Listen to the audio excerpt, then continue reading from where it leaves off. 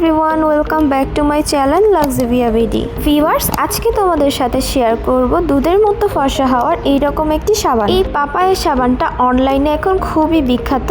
এই সোপটা কি আসলে তোমাদের স্কিনকে ফর্সা করে? আজকে নিয়ে থাকবে এই ভিডিওটি। প্রথমত, এই সাবানটি আমি দীর্ঘ 2 থেকে 3 মাস ধরে ইউজ করতেছি।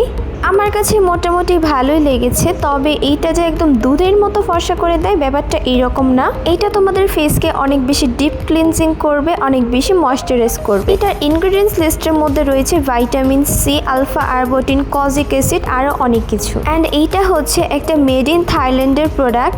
বিশেষ করে যে আপুদের স্কিনটা অনেক বেশি অয়েলি তাদের জন্য এই সাবানটা অনেক ভালো হবে, কারণ এই সোপটা অনেক ডিপ ক্লিনভাবে তোমাদের ফেসের যে অয়েলটা আছে ওইটা একদম কন্ট্রোল করে ফেলে। তো ভিউয়ার্স, এই ছিল আমার পাপায়ের সোপের অনেস্ট রিভিউ। তোমরা যারা আমার চ্যানেলে নতুন এসেছো তো আমার চ্যানেলটি সাবস্ক্রাইব করে দিও। আল্লাহ হাফেজ।